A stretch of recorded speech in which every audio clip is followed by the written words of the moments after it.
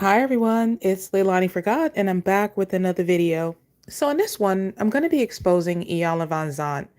The reason why I have a picture of Oprah up on the screen is because really, Oprah is at fault for a lot of misinformation from people who are not qualified to give that type of information to the public.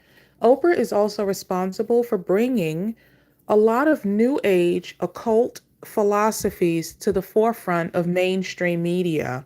So, truly, what I'm going to reveal about Iyanla Vanzant falls on Oprah. And I'm going to do a video on Oprah because she's tied to a lot of Hollywood demons. Okay, not just Iyanla Vanzant. Okay, in fact, when I do my video on Oprah, which I'll probably do in the next few days, right after this one, I'm going to be sharing with you guys what I found about Jeffrey Epstein's flight log. A partial list has been released and uploaded to the internet. Just a couple of days ago, a judge ordered that more names be revealed of different celebrities and actors and people that we would recognize from mainstream media were a part of Epstein's island, in which a lot of sexual abuse took place against women and minors. So it's bad news, but it needs to be said because a lot of people that people look up to and idolize are on that list. Some of the names that have already been exposed of celebrities who attended Epstein's Island. Here, I'm just going to read a couple that I think people would know generally: Bill Clinton, Barack Obama, Joan Rivers, Vera Wang, Steven Spielberg, Tom Hanks, Stephen Colbert, Kevin Spacey, Kathy Griffin, Oprah Winfrey, Jay-Z, Beyonce, John Legend, Chrissy Teigen, Jim Carrey, Steven Tyler, Will Ferrell, Eminem, Madonna, Gwen Stefani, Lady Gaga, Will Smith, Anderson Cooper, Demi Moore, Brian Affleck, Meryl Streep, Wanda Sykes, Chelsea Handler, Pharrell Williams, Quentin Tarantino, and Robert Downey Jr. Anyway, so Oprah Winfrey is on the list of people who traveled to Epstein Island. Here is a picture of Oprah with Harvey Weinstein, who's currently in jail after being convicted of a number of sex crime allegations. There are multiple pictures of Oprah with Weinstein and some speculation that, you know, she knew maybe some things were going on that weren't right, but she continued to endorse him.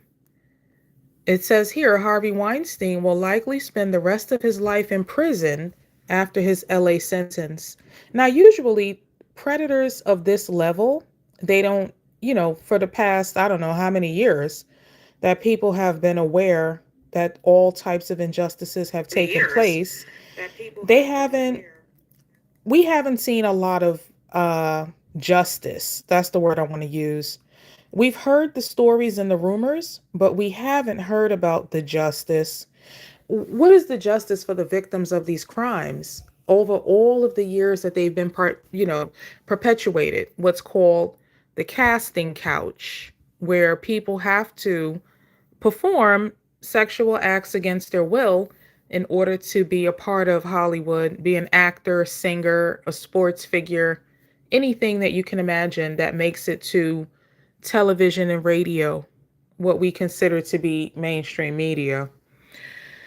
This is an article from February of this year. It says Weinstein begs for mercy as he is sentenced for another rape.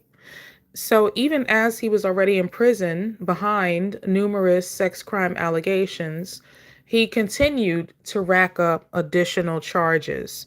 And I'm bringing this all up because I want you guys to understand that Oprah Winfrey's network of colleagues that she holds close, near, and dear to her, people that she's been seen multiple times in public, such as the person I'm exposing in this video, Iyanla Vanzant. they're just people who have the worst reputations when the truth eventually comes out. Because as we always say, as scripture says, what is in the dark will come to light. All right. So let's talk about how Iyanla and Oprah fell out. Now, it says here at one point, Oprah had crowned the best selling author, Iyanla Vanzant, as the next best thing. But things went sour when Vanzant got an offer to host her own show and presented Oprah with an ultimatum: give me my own show or I go. At least that's how Oprah interpreted it. Vanzant denies that that was her intention. So Oprah had a show many years ago. She no longer has the Oprah Winfrey Show. She left network television to start her own network called Oprah Winfrey Network. So she was popularized by having this daytime talk show called the Oprah Winfrey Show. And on this show, Oprah introduced a lot of characters to us that talked about New Age philosophies. Those New Age philosophies included things like the law of attraction, psychics, people who channel in order to get information, celebrities who were part of, religious groups that were considered to be cults by people who left them, like Scientology. So the type of guests that could get on Oprah's show, they had to, in some way, form, or fashion, be a part of the whole New Age philosophy. Now, the problem with all of the different various New Age philosophies is that they try to find a way to tell people that they can be rich and successful and happy and healthy by the powers of their own mind, by what they call transcendental meditation. I will talk more about this in detail when I do my next video on Oprah. But I just want you guys to understand that Oprah's platform has and had an agenda. It wasn't just about, oh, live your best life, be the best you that you can be. No, they pushed philosophies and sold books and speaking engagements and seminars based on a very specific set of beliefs that for people who believe in the Bible would consider to be witchcraft. And the number one person that is proof of that would be Iyanla Vanzant. So that's what we're going to get into in this video. So the picture here on the screen, if you can't see it, expand your screen so you can see it more clearly. After Iyanla Vanzant had been the most featured person on the Oprah Winfrey Show, meaning Iyanla Vanzant was on Oprah's show about a dozen times. So she was the number one guest that Oprah allowed to not only sit on her stage and interview her, but there was multiple times that Oprah left the stage and let Iyanla take over her show and just speak directly to the audience. And that was because Oprah really liked her. I guess she agreed with, Iyanla's teachings. Iyanla identifies herself as a Yoruba priestess. And I'm going to explain to you what that is and what that means, okay, during the course of this video. But Oprah was so enamored with Iyanla's witchcraft that she made Iyanla the most featured guest on her talk show.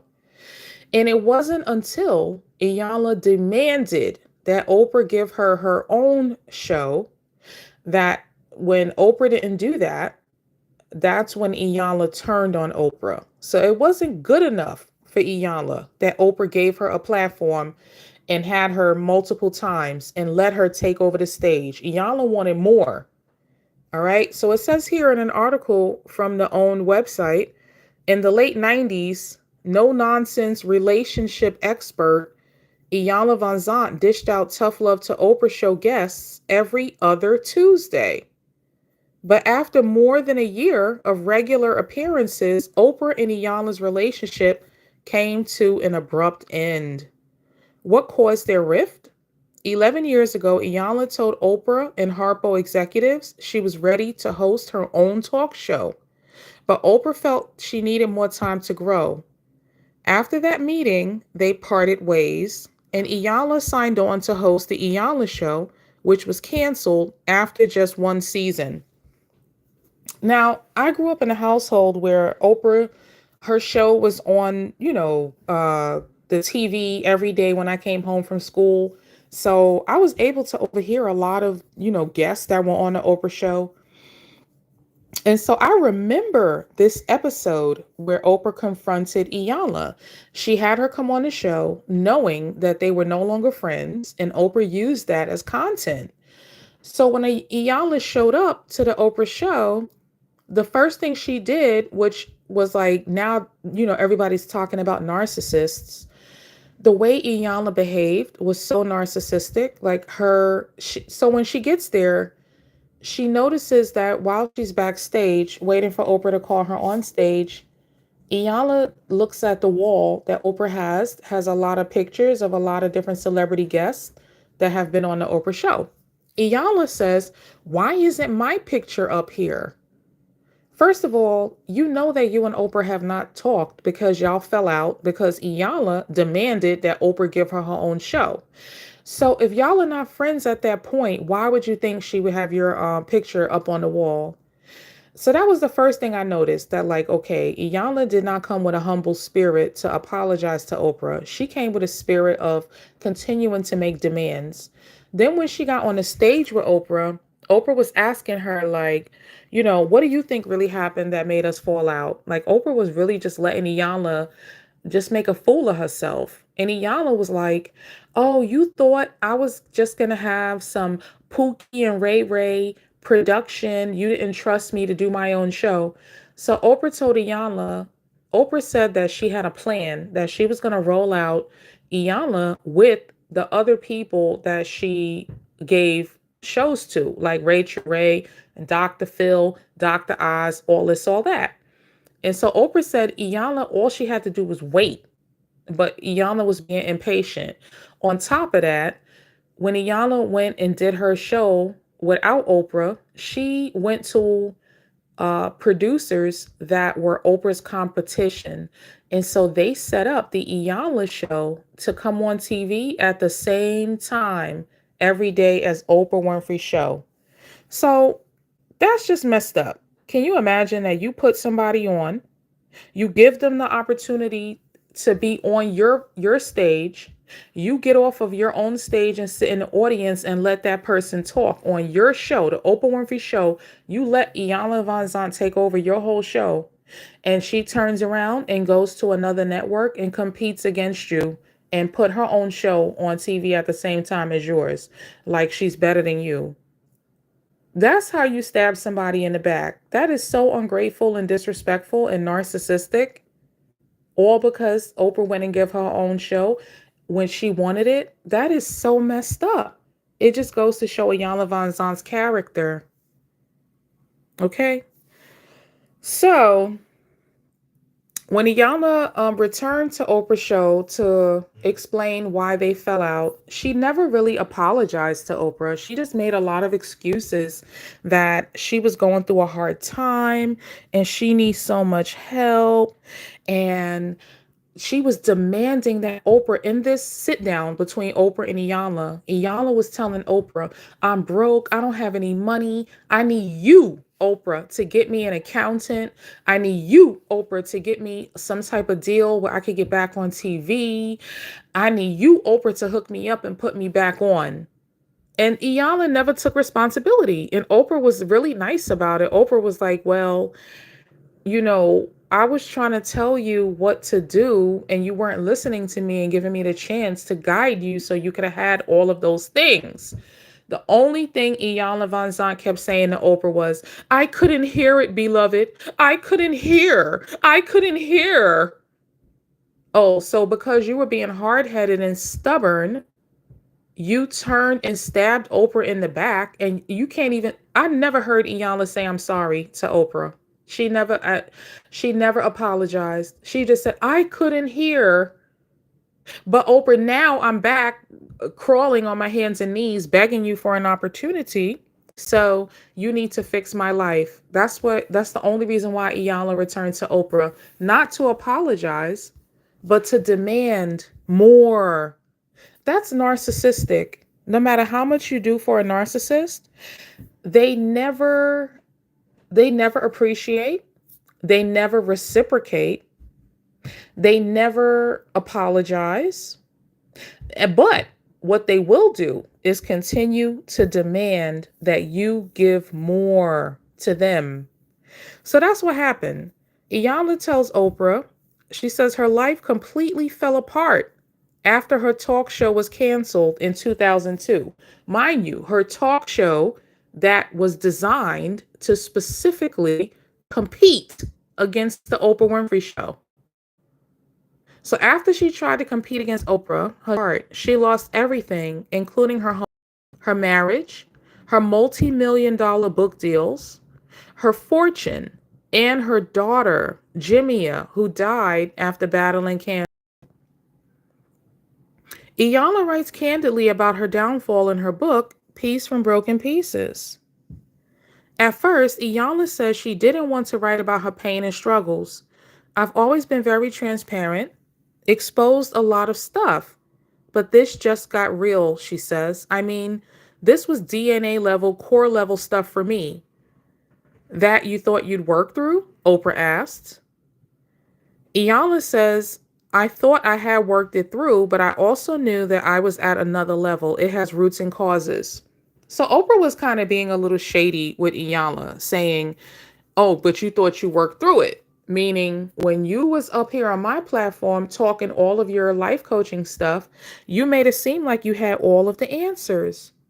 But after you tried to go against me and everything fell apart, all of the things that you said you had under control, it really exposed that you really didn't have yourself and your life and your most intimate relationships under control. Iyanla says her marriage began to unravel while she was doling out relationship advice on the Oprah show. Though her every woman appeal made her the go-to girl for matters of the heart, she says she crossed the line when she brought her own relationship into the spotlight. During an Oprah show taping, Iyanla says she made an off-the-cuff comment that seriously damaged her relationship. After a man in the audience said, women don't choose a man because he looks good, he's got to have some money, Oprah responded, Iyanla responded, my man ain't got no money. I love him. He ain't got no money. Iyanla says her husband at the time swears the remark didn't bother him, but she knows it was the nail in the coffin of their relationship. So here's a picture of Iyanla and her ex-husband. I'm going to talk more about this in a few minutes later on in the video. But basically, the long story short is one of the times that Iyanla was featured on the Oprah Winfrey show, Iyanla had stated that she basically makes more money than her husband and he doesn't make any money. That's humiliation. As a woman, you're never supposed to put your man down in public. Whatever happens behind closed doors, happens behind closed doors. It doesn't really, it doesn't sit right with anybody watching or the man for the woman to put the man down in public. That's called emasculating him, making him seem like less than a man. So Iyanla said that rude comment about her husband on the Oprah Winfrey show, and she acknowledges after she lost him that that was probably the moment where she finally, broke the camel's back with that last straw. So they divorced, Iyanla and her husband, in 2007. And for years, Iyanla said she felt like a fraud because she wasn't able to save her marriage. Looking back, Iyanla says she needed to experience this pain to eventually find peace. She said, for 40 years, I loved this man. I love him today. I don't choose to be married to him, but I love him. Okay? Below that, here's a picture of Iyanla Vanzant's daughter that passed away on Christmas. Iyanla's heartbreak deepened when her daughter Jimia was diagnosed with a rare form of cancer on September 11th, 2002. Doctors weren't sure how long Jimia would live, but Iyanla says she knew her daughter would fight illness head on and affirm life. Okay? So it says here, sadly, Jimia, whose name means precious jewel, lost her battle on Christmas morning in 2003. Iyanla remembers her daughter's final days with sadness. She had a disease in her body. She had a diseased mind. Jimia may be gone, but Iyanla says she's always with her. She's here, Iyanla says, gesturing to her heart. So I think it's extremely insensitive for Iyanla to say that her daughter had a disease in her body and she had a diseased mind. Iyanla's daughter was the right-hand man. It was that particular daughter, Jimia, who built Iyanla's businesses behind the scenes. Iyanla's daughter, Jimia, was running Iyanla Vanzant's Life Coaching Institute. The daughter was the one who was recruiting women to pay all kinds of money to go to wherever Iyanla was located and go to retreats in the woods, in the forest, and to whatever life coaching activities Iyanla Vanzant was selling. Her daughter was the one coordinating all of those efforts. So for her to say that her daughter had a diseased mind is so rude and disrespectful. It's one thing that a person passes away from cancer, but to say she had a diseased mind when she was the smartest person that was propping Iyanla Vanzant up in real life, it just goes to show Iyanla has no compassion. Another trait of a narcissist, no empathy. In her book, Peace from Broken Pieces, Iyanla writes about zipping her deceased daughter into a body bag. What a blessing that God allows a life to come through your body and then allows you to place that body in a body bag and take it out. Once again, your daughter was your right-hand man that built your businesses while you were out being a fraud. So for you to say, oh, I zipped up the body bag and I thought about how amazing it is that I brought her in and I zipped up her body bag and took her out, that is so rude and disrespectful.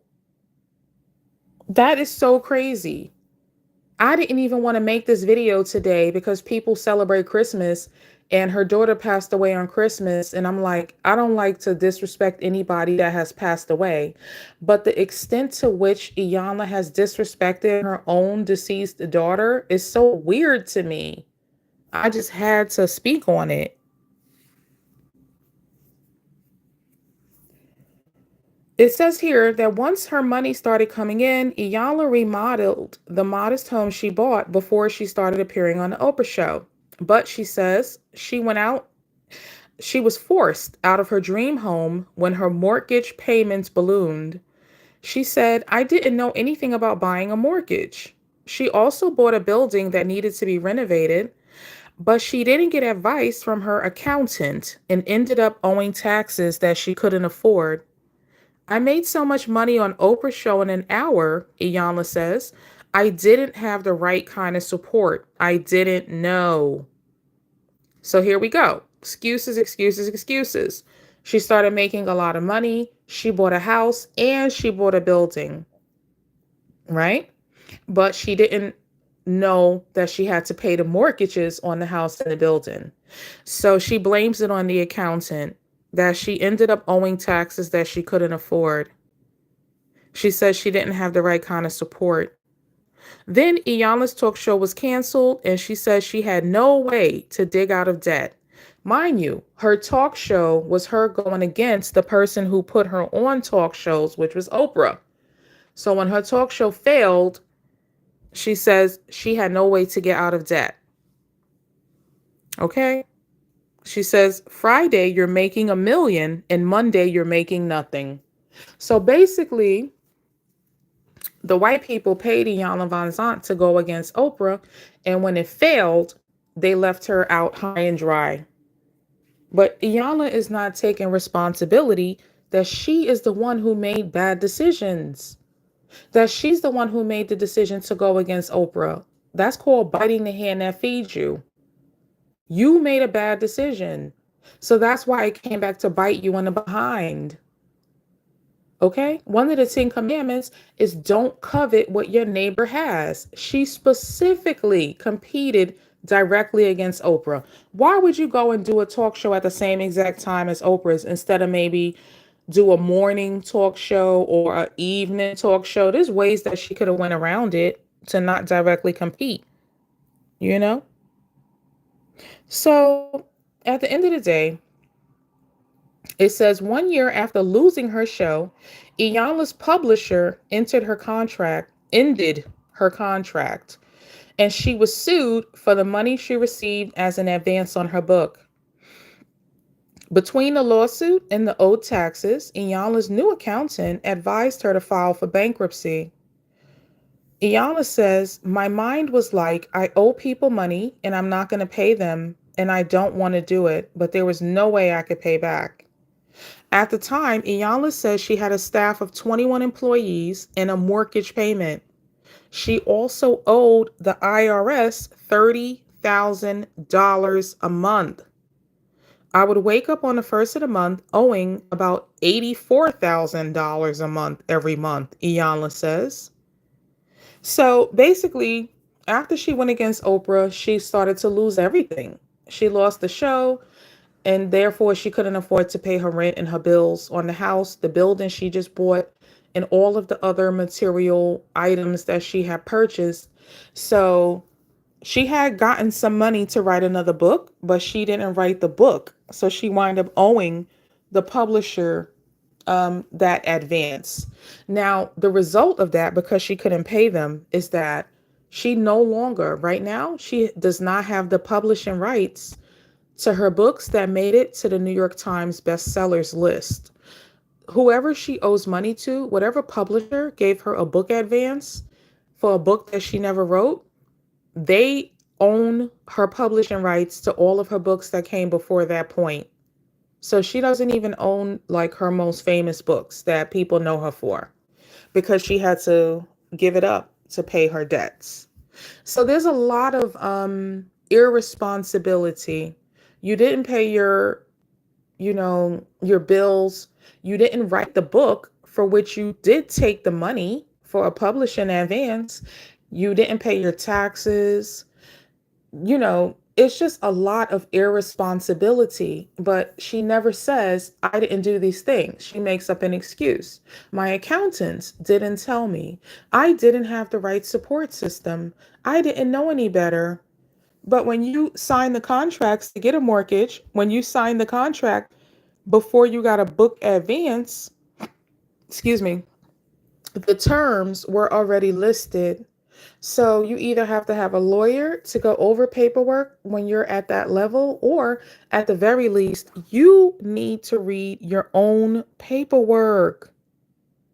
And it needs to be something that you're responsible for. You can't blame other people. You have to say at some point, you know, I need to take responsibility for my own bad decisions. I need to take responsibility for my own bad behavior. I need to be honest and say, I need to educate myself more and learn about how to manage money. That would have been the right thing to do. Even if she just realized that at the point that she met with Oprah, but she never said that. That's how you take responsibility. I made mistakes. I need to get educated, and that's how I will do better in the future. Saying that, oh, it's this one's fault, the accountant's fault, my support system's fault, that's not how it works.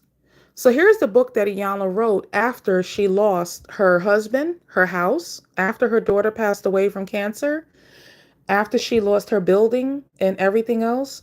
Iyanla wrote this book called Peace from Broken Pieces, where she explained how all of those things, how she lost all of those things, but she never took responsibility. I read the book. I read the whole book in order to do this video. And at no point did Iyanla say, I made mistakes. She started the book on the first page saying, "It's Christmas and my daughter just died." And me, and I. She talked about everything except how she could be responsible for all of the things that she was losing. So it was a sad story about, oh, my husband left. Oh, I just lost my house. Oh, I lost my business. Oh, my daughter's dying. She was complaining throughout the book about buying her daughter carrots because her daughter wanted to drink carrot juice as a possible holistic health recipe for helping her to fight the cancer. Iyanla was complaining about buying carrots. Iyanla talked in this book about how she read her daughter's diary and she discovered that the daughter wanted her best friend, Iyanla's best friend, to come to the house when the daughter was sick in bed. And she wanted her mom's best friend to hold her and cuddle her and reassure her and talk to her while she was suffering. She didn't even want her own mother to do it. And that's really crazy because Iyanla is a life coach. She claims to be this mother figure for everybody that she life coaches. Iyanla, her real name is not Iyanla. That's her stage name. But the name Iyanla means great mother. And it's weird because according to what she read in her daughter's diary, which she wrote about in this book, Peace from Broken Pieces, the daughter did not perceive Iyanla as a great mother at all. The daughter complained in her diary that she was the one doing all of the work to grow Iyanla's businesses. But Iyanla never gave her credit. Iyanla will go on Oprah's show on TV and say, "I thank my husband for helping me with all of my businesses." When really, it was the daughter. So she emasculated the husband on national television and she completely ignored the value that her daughter brought to her life. And that's probably the real reason why she lost everything when her daughter passed away, is because it was her daughter who was handling all of the business. Iyanla never recognized her daughter, and she didn't even know that until after her daughter passed away and she read her diary. So Iyanla was basically using her dead daughter's diary to write her book, Peace from Broken Pieces. And Iyanla was also throwing other people under the bus in that book. Iyanla talked about how her daughter, who was, passing from cancer, throughout the rest of the book, she described what that was like for her. And she said that the daughter's baby daddy was having sex with women who were in Iyanla's life coaching circle. So Iyanla and her daughter had recruited women to travel to them for the life coaching programs. And the daughter's baby daddy was having sex with the women in the group. Iyanla also wrote in the book that in her absence, when Iyanla would be away, that she had a very close gay male friend, and he was getting to the hot tub with her grandson, who was a minor.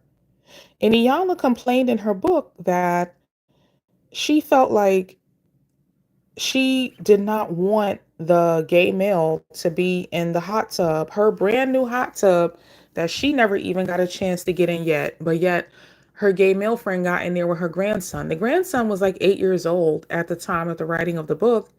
And Iyanla was complaining that the gay man had AIDS. And she was like, "Oh, I don't want a man with AIDS in the hot tub with my grandson." Now, biologically speaking, medically speaking, people cannot contract AIDS from being in a hot tub with somebody who has it. Okay. So that's not even like sound medical or scientific advice. But for me personally, I would have been more upset that why are you, a grown man, getting in a hot tub with an 8-year-old boy when I'm not home? I would have been more concerned with the potential of grooming. That's what would have bothered me, but that's not what bothered Iyanla. She just felt like, "Oh, it's only problem I have with it is that you have AIDS."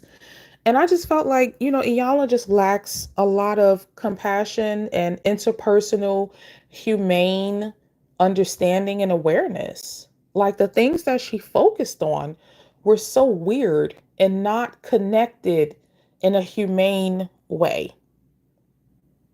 Okay.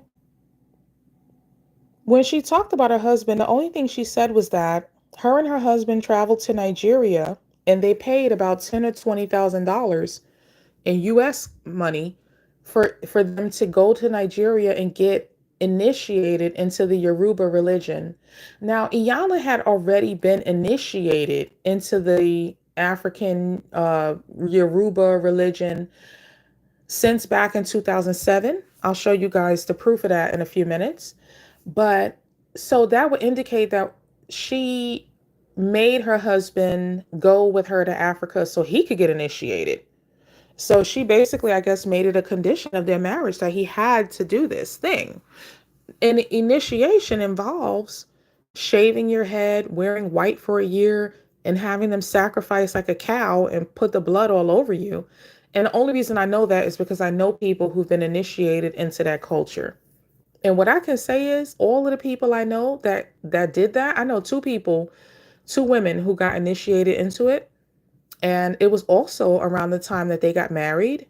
And initially, just like Iyanla, they were very happy with their marriages and thought they had their whole life together and everything was working perfectly. And then they got initiated and they lost everything. The two women I know that got initiated, they got married and then they lost their husbands and their homes and everything, just like Iyanla. Okay. So she talked about that. Then she talked about how she wrote the book and self-published it because she owed so much money to the IRS and taxes and debt from her getting in advance to write the book that she never wrote. In the book, this book, she talked about how the reason why she wrote this book is for that reason, is because she was so broke that she was basically living out of her car. And so she wrote this book telling all of the business on her daughter's passing, her daughter's diary, her gay male friend, her husband. She just basically threw all of these people under the bus in this book in order to make money for herself. At no point in this book did she say she did anything wrong to anybody. She didn't acknowledge in this book that there was some behavior on her part that had pushed her husband away, that there was some behavior on her part that had pushed her daughter away. No responsibility. Okay? And like I said, when she went on Oprah's show and was demanding that Oprah rebuild her career, she still didn't take any responsibility or apologize to Oprah for stabbing her in the back. So I just saw in real time, here's a person who has a narcissistic spirit about them. If you want to make up with somebody, you need to be apologetic. You need to say what you did wrong. At no point do we get any of that from Iyanla. Okay? And I don't think it's right to publish the details of somebody who's passed away to talk about their diary because you need money. Iyanla also mentioned that in the book, this book, that whenever she was like stuck or confused about life, she would abruptly leave for like 3 days and go journal at the beach. So she would just leave her husband, her grandchildren, her daughter, who was running her businesses, all of the staff members that she had. She would just leave for 3 days and not answer her cell phone and go to the beach and journal to find herself. Now, you have family, you have businesses, you have employees. What kind of person does that? Just get up and go, run away for 3 days and don't talk to nobody, and nobody knows where you are, if you're alive or if you're dead. That is so unfair to all of the people who depend on you. So I just want you guys to have an understanding that I read the book and I got a real good understanding of her personality. And it leans towards what we see when we look up what is the definition of a narcissist. Somebody who's completely self-absorbed and lacks compassion, lacks empathy for other people. Here's a description for her book. At the bottom, it says, Discover why everything you need to learn is reflected in your relationships. Gain a new perspective on personal power, spiritual purpose, and karma, and recognize that it is possible to make your broken pieces whole. See, the problem with this book description is that that's not what the book gave. The book gave a very long complaining about what everybody else was doing while she was losing everyone and everything she had.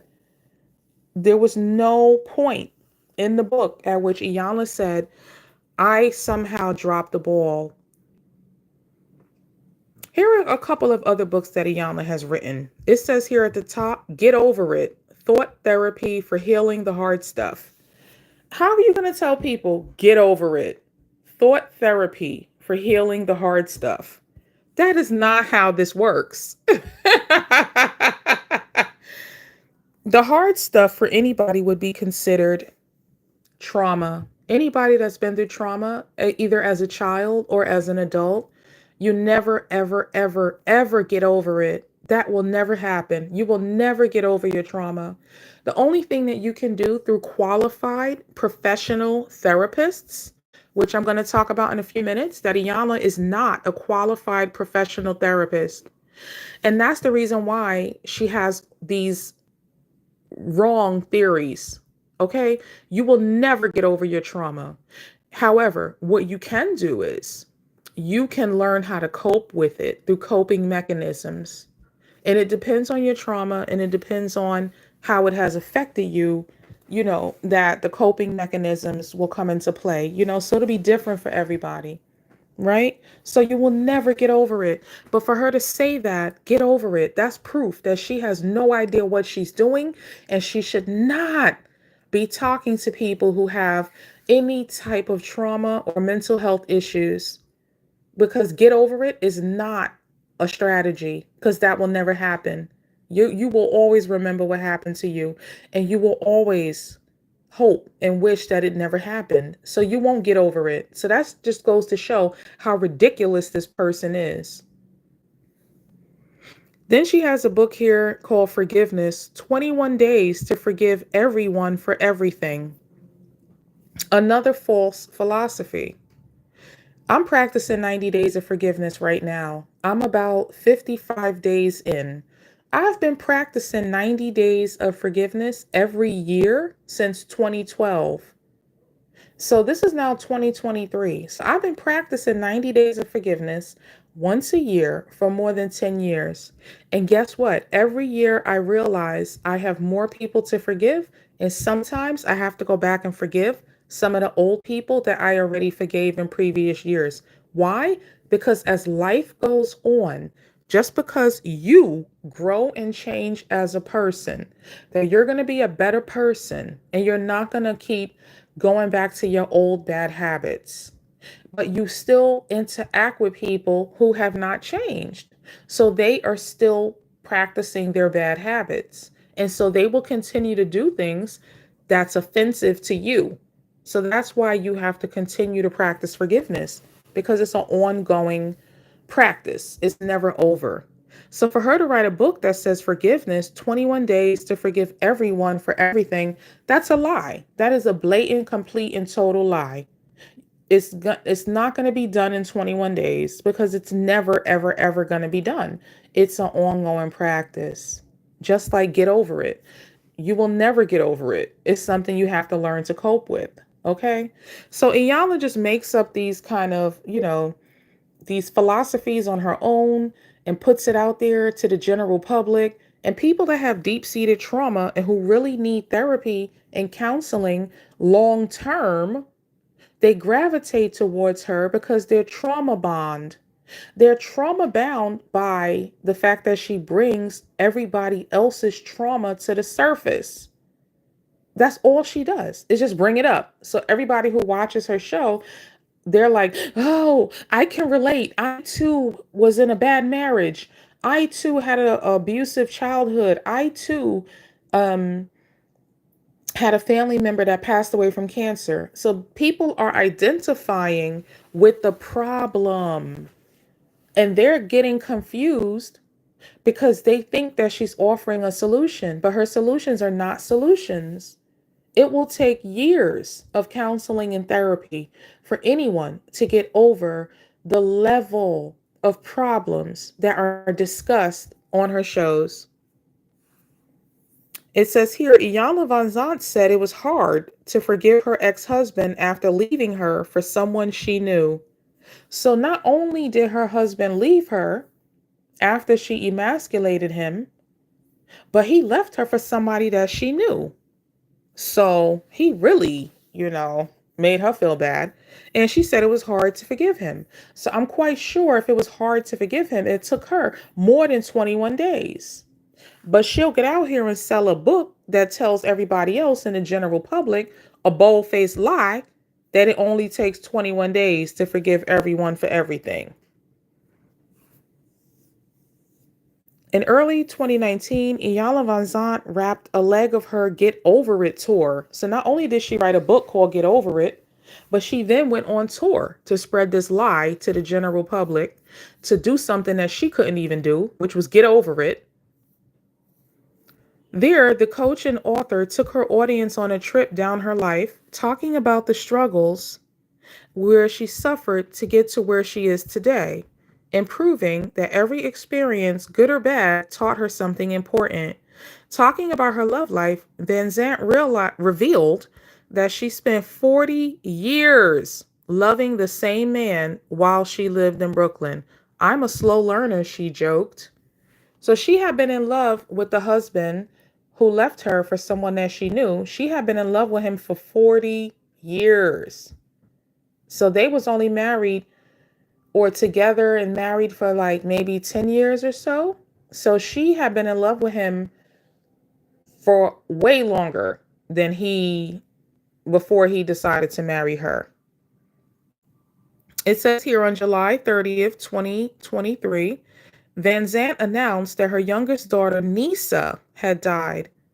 Van Zant and her husband, Yemi, divorced in 2007. So this is giving a very quick overview of major events in her life. Just in July, a few months ago, her youngest daughter passed away. And when her oldest daughter had passed away, Jimia, was like 20 years ago. So it's very interesting, like what is going on? Okay, so the first daughter passed away from cancer, which could happen to anybody. And especially if you have like cancer runs in your family, it could just be genetics that you are easily susceptible to genetics that lead to disease. But when it comes now to her youngest daughter, Nisa, Iyanla will not discuss it. And I guess it's because she got backlash from the fact that she wrote that book, Peace from Broken Pieces, off the back of her oldest daughter when she passed away from cancer. So now she's learned her lesson on this. She's giving talks and going around talking about the fact that her both of her daughters passed away. So she's still capitalizing on the deaths of both of her daughters, but she's not telling us what did Nisa pass away from, the way she told us what her oldest daughter had passed away from.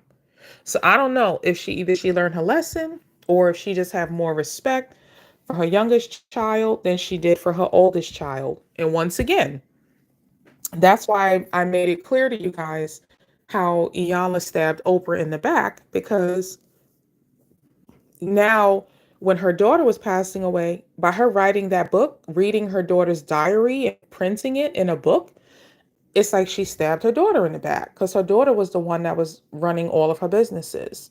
So, Iyanla has a thing for stabbing her business partners in the back. That's what narcissists do. The more you do for them, the more they will try to tear you down. It doesn't make any sense. It's not fair. It goes against all forms of logic, but it's something that happens in real life. Here's a little bit of information on her ex-husband who left her for someone they both knew. His name was Adeyemi Bandele. He is a lecturer and entrepreneur who came to the limelight as the former husband of Iyanla Vanzant. And she's an inspirational speaker. It says that she's a lawyer, a spiritual teacher, an author, and television personality. who is best known for her work as a life coach and her appearances on television, most notably as the host of the TV show Iyanla Fix My Life. So it says here that the husband is 72 years old at this point and that he has a net worth of $2 million. So him being 72, I think she's about 59 or 60. So he was 12 years older than her. And the reason I'm bringing this up is because she says she loved him for 40 years. So if they divorced in 2007, which it says here, ex-spouse, Iyanla Vanzant, 1997 to 2007. So they were married for 10 years. Okay.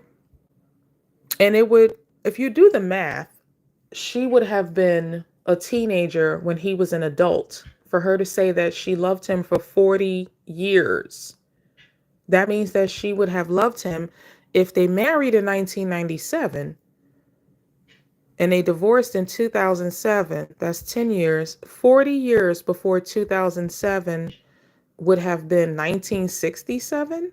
So she would have been a teenager. And him being 12 years older than her, he would have been an adult when she said that she loved him for 40 years. Okay. But the funny thing is, she's very quick to call people a hoe. Here it says the time Iyanla Vanzant accused a rape victim of hoeing and nobody cared. Okay. So she will sit up there and call a rape victim a hoe. And why would she do that? Because she's projecting. Iyanla talked about in one of her other books that I've read, The Value in the Valley. Iyanla says she was very promiscuous and got pregnant as a teenager. So she can get out here on TV and call other people hoe and gutter snipe and all type of names because she's projecting her own character onto other people. And that's what happens when you get somebody that's not a professional counselor pretending to be a professional counselor with no credentials in counseling. This is what happens. You get this bad behavior that is not consistent with therapy. That's not therapeutic to tell a rape victim that they're a hoe. That's not therapy. That's disrespectful.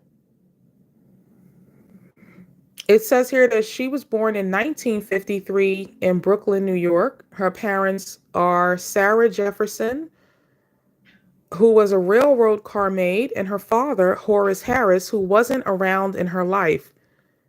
She was raised by other relatives, uncles, grandmothers, one of whom believed it was her uncle that raped her at the age of 9 years old.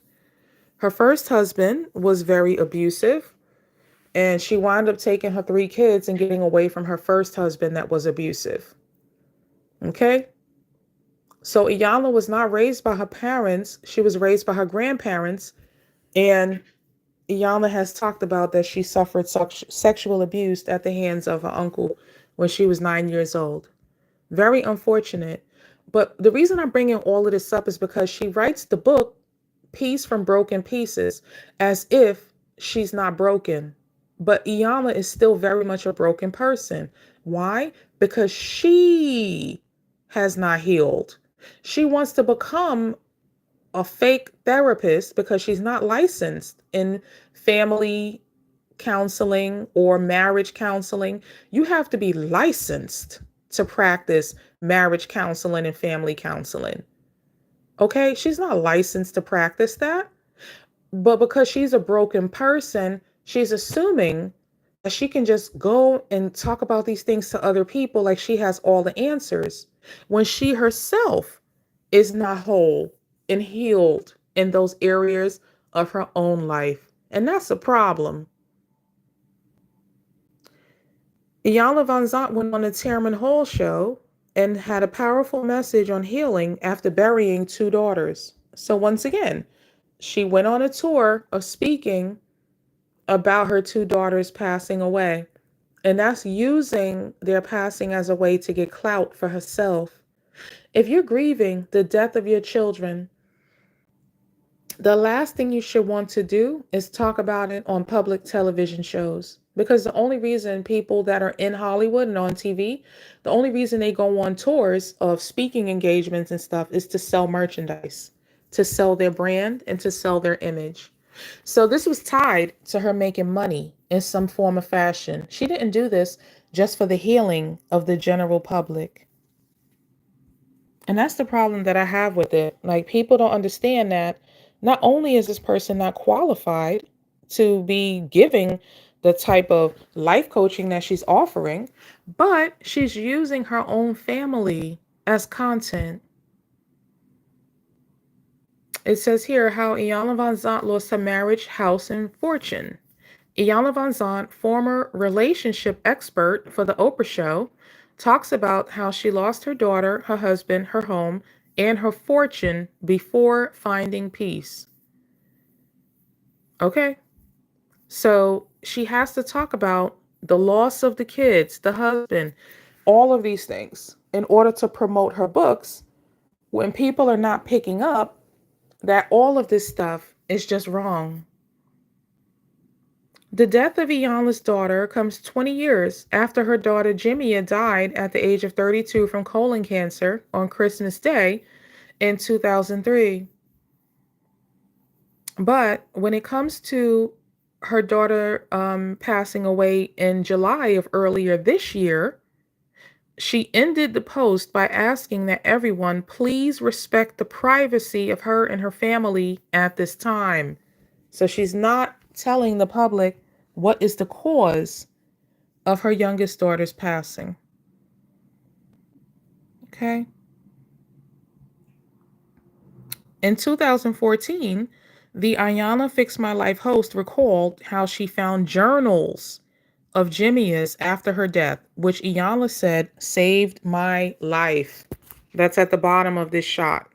So she's basically saying that by her using her first daughter's passing in her diaries to write her book, Peace from Broken Pieces, it saved her life. Yeah, I bet it did. Because now she wrote a book, she was able to put it out, go on tour, make money, get back with Oprah, get back on TV, get a new show, Iyanla Fix My Life, all off the back of that daughter's passing.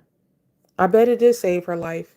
But again, she never showed any type of compassion or remorse for her daughter's passing and her daughter's life.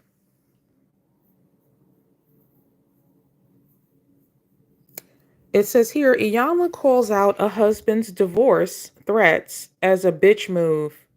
Once again, here she is on her Iyanla Vanzant show, Fix My Life. Iyanla Fix My Life. She's pretending to be a marriage counselor, even though she doesn't have a license.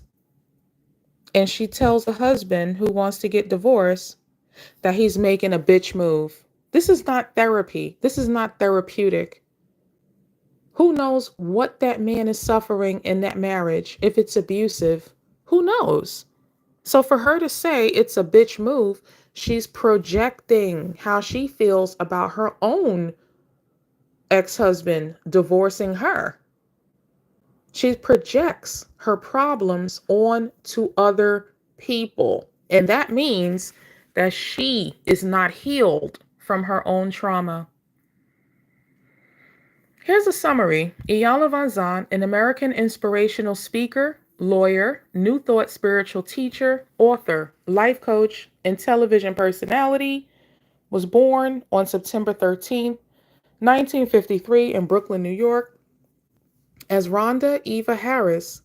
She was raised by paternal relatives after her mother died from breast cancer in 1955. Her first husband was physically abusive, and she left him in 1980, taking her 3 children. In 1983, she was initiated and ordained as a priestess in the Yoruba tradition, giving her the title Iyanla, meaning great mother. So in 1983, she got initiated into Yoruba. Okay? They basically killed a cow, poured the blood on her, and that made her a Yoruba priestess. And what happens in these type of ceremonies is they have to allow themselves to become possessed by what they call an orisha. And they say that the orishas are ancestors.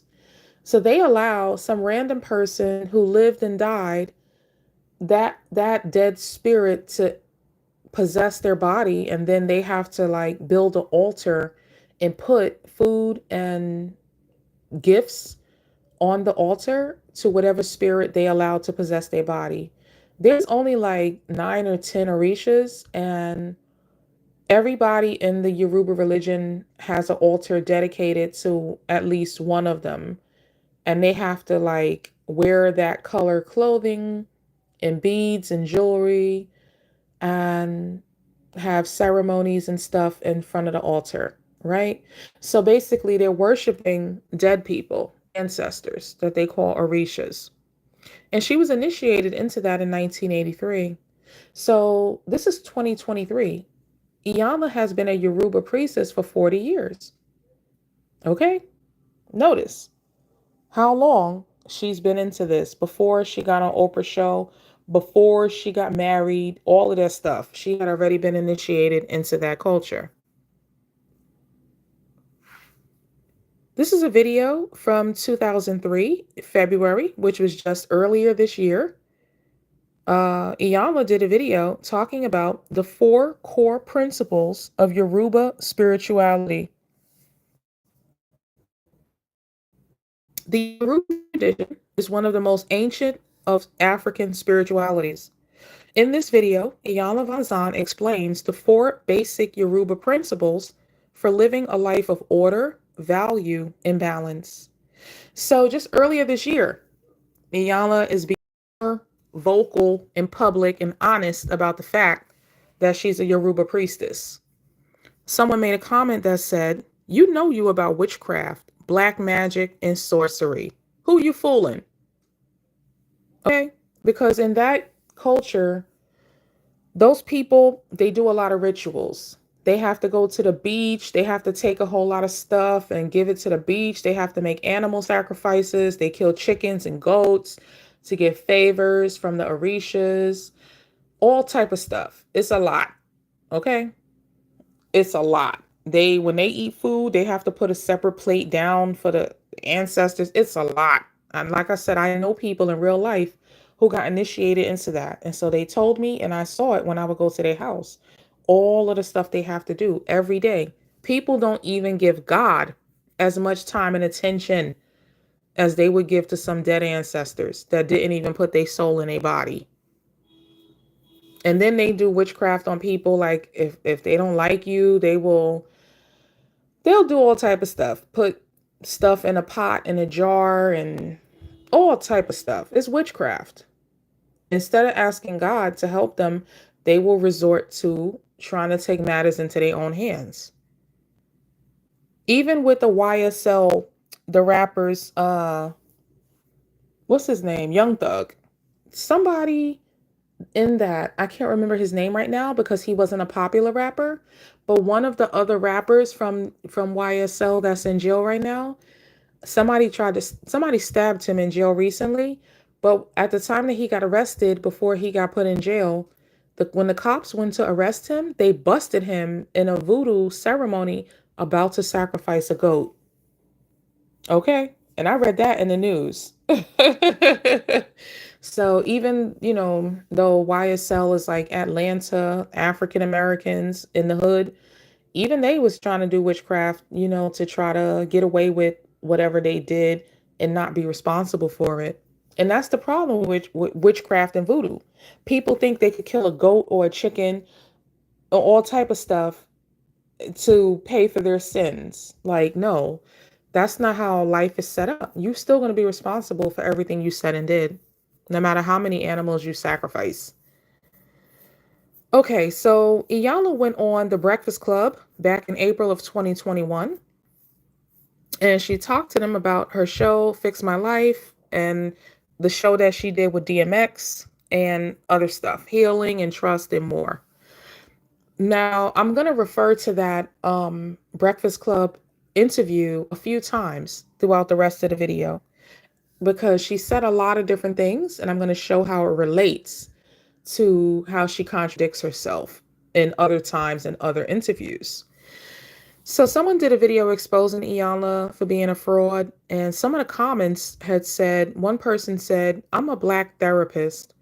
And a client said to me this week, "All I really needed was God and therapy." Someone at the bottom said, "We saw her as a therapist, even though she wasn't one. What we needed to do was actually to see a real therapist." Okay? So, what are Iyanla Vanzant's credentials? It says here she attended Medgar Evers College and Virginia Union University. She holds a Juris Doctor degree from the City University from New York School of Law and a master's degree from the University of Santa Monica Center for the Study and Practice of Spiritual Psychology.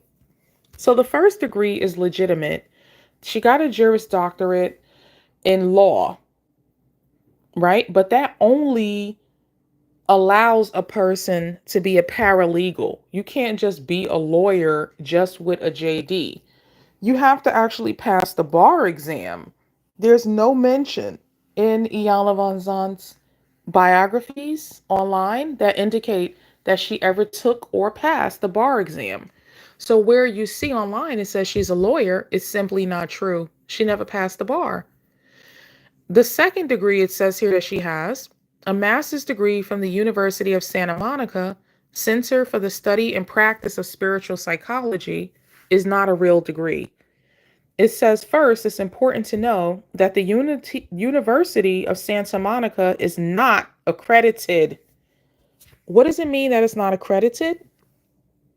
It means that when you go to get a job and your new employer asks you for a copy of your degrees and your transcripts and you submit it to them in the hiring process, they contact those universities and institutions to find out if they're accredited, meaning if the government recognizes them as a program that effectively and completely trains people in enough hours in field work and study to become a professional.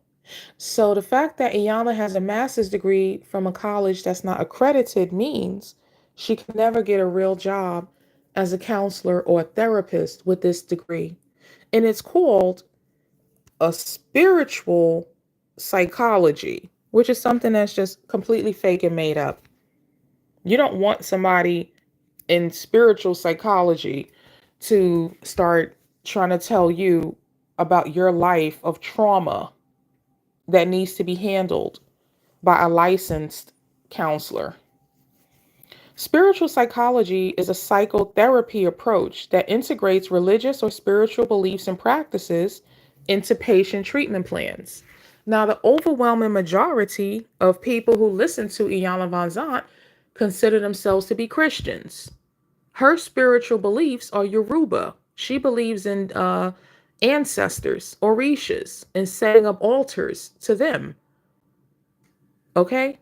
So for people who believe in the God of the Bible, that's a violation of the first commandment. It says, "Thou shalt have no other gods before me." But they consider in the Yoruba religion that Iyanla has been initiated as a priestess into, they consider the Orishas to be gods, multiple gods. You see what I'm saying? So that's one issue. On top of that, her master's degree in spiritual psychology is a psychotherapy approach. Here's the problem with that.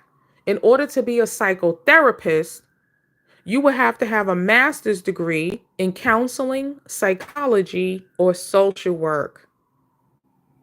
So she went to a fake school to get a fake master's degree in spiritual psychology that tells her that she can mix up spirituality with counseling at the level of a psychotherapist when she doesn't have the credentials to be a psychotherapist. When she was on the Breakfast Club, which I showed you guys a picture of a few minutes ago, she told them she was about to do, she says, I'm getting ready to do a huge workshop on sexual abuse trauma, doing it online.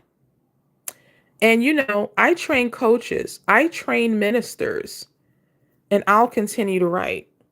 So, what qualifies her to do a huge workshop on sexual abuse and trauma? She's not qualified to talk to people at that level of trauma at all. That requires a licensed professional to have those kind of conversations with people, which she is not. And she talk about she trains coaches and she trains ministers. Again, she doesn't have the credentials to do either one of those things. She's only doing it because people saw her on the Oprah Winfrey show and they think that's the only qualifications people need is to just be on TV. It says here from PubMed Central, psychotherapy with survivors of sexual abuse and assault. It says sexual assault and abuse can result in severe physical and emotional trauma to the victim. Deploying targeted psychotherapeutic treatment that is individualized for the survivor is important to achieving optimal patient outcomes. Okay? So she's not a psychotherapist, but she did a huge workshop on sexual abuse and trauma. The type of work that is reserved for a licensed professional, which she's not. Now, her doctor degree in law, that's a valid credential that she really has. It means that she went to law school for 3 years. But like I said, it doesn't mean that she could practice law because she never passed the bar exam.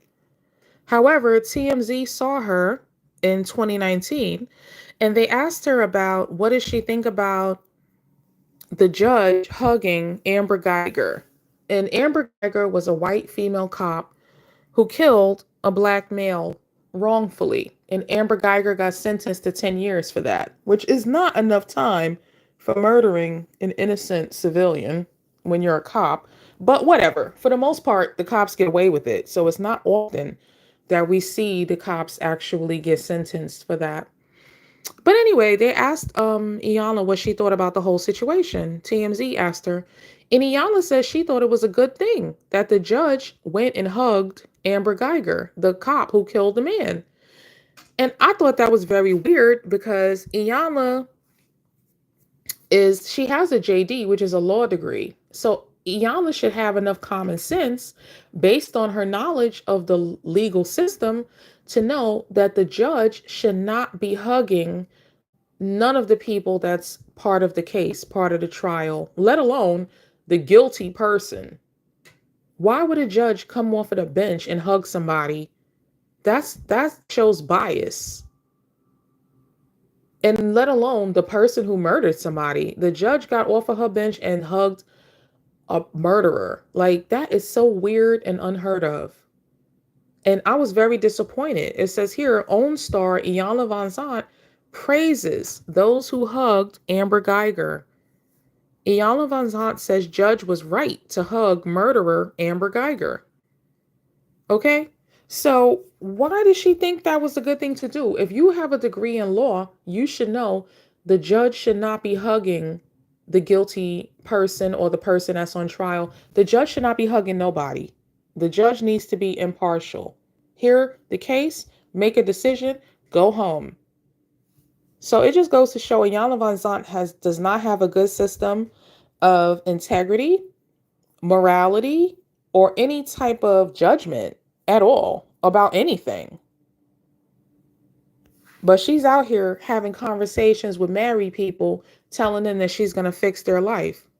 Meanwhile, a therapist that would be considered a qualified marriage counselor has a master's degree or PhD in mental health. Marriage and family therapists usually complete psychology degrees or master's in social work degrees. Again, Iyanla don't have none of that, but she out here talking to families and married people like she knows to what they need to do and what they don't need to do.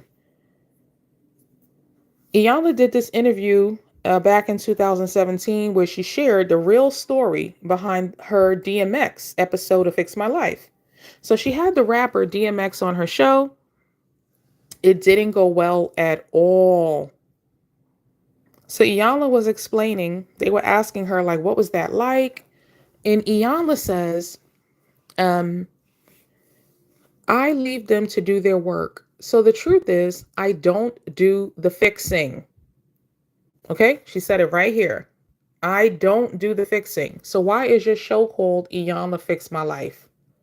This is a liar. This is what I mean about this person exhibits the traits of a narcissist. She says, I go in and assess as a therapist. I mean, as a coach, as a minister. Okay? So she slipped up on this radio show and says she goes in and assess. She says, I can go in and assess, and I assess as a therapist. She's not a therapist. She does not have the credentials to provide therapy. Then she corrects herself. She says, I mean, as a coach, as a minister. So she's throwing around this word coach and minister very lightly, because you could call yourself a life coach and you can call yourself a minister and have no credentials of any sort to have those titles. So she's admitting right here that she's performing therapy under the guise of calling herself a coach and a minister. Now, a minister is somebody who believes in the God of the Bible, but really, she's a Yoruba priestess. She believes in African spirituality. So there's just a whole lot of lies stacked up, propping up her career. So she talks about the reason why she was not able to fix DMX's life is because he cursed her out and called her a whole bunch of B words. She said, you don't know how many B words he called me, to the point where we had security on set, and security had to restrain my son because my son is not accustomed to hearing men call me out my name. So what she doesn't tell you is, why did DMX get mad and curse her out and call her a whole bunch of B words? I don't get it. You know, no matter what story Iyanla tells, it's always somebody else doing something wrong, and she never manages to tell the part of the story where she did something wrong.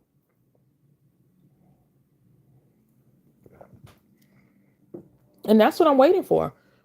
Because Iyanla's whole performance, when she goes off on other people, she's telling them, take responsibility, own it. She's always demanding that other people tell you what is wrong with them, but she never tells you what's wrong with her. Her definition of telling you what's wrong with her is telling you what other people did to her. So her family member molested her when she was a child. Her mother didn't raise her. Her father didn't raise her. She had an abusive marriage. Her next marriage, the husband left her for another woman. She left, these people without knowing where she was for days, but she didn't see that as a problem. She's not able to see other people's perspectives, other people's points of view, only her own. That's the problem, because how are you this life coach and this fake therapist when you have no self-awareness? And here's what she said about DMX. She said, the truth is he's DMX.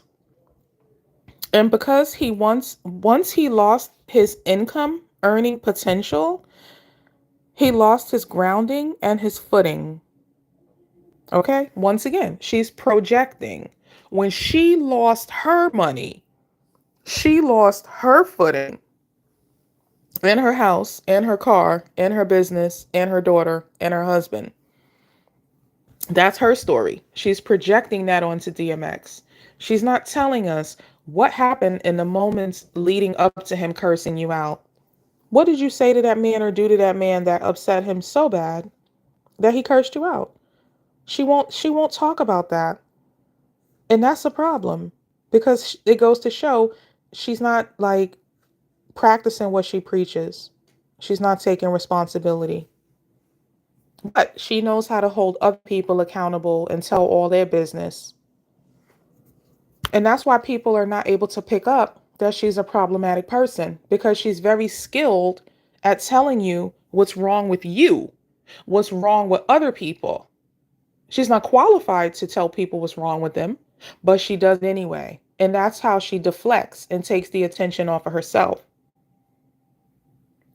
So let's go back to her Breakfast Club interview. She told Charlemagne and them that she's very involved in her spirituality. She says, yeah, most of us were baptized as babies, but because he had a ministering spirit, DMX, now she's telling Breakfast Club that DMX had the spirit of a minister. And she says, he really had a ministry. His speaking was to the soul. His writing was from the soul. So if she's saying all of these good things about DMX, that he's like a minister and a great speaker and a great writer that could reach people on a level of the soul, why did he wind up cursing Iyanla Vanzant out? Obviously, she did something to upset him. So she says, I was just going to do, an ancient traditional African way. Wash him, anoint his head with oil, pray over him, and change his name. I wouldn't have known the name until we had done the ceremony, and then I would have asked. So she starts off by saying, oh, she says, most of us were baptized as babies. So that's how she makes the reference to people who believe in the Bible.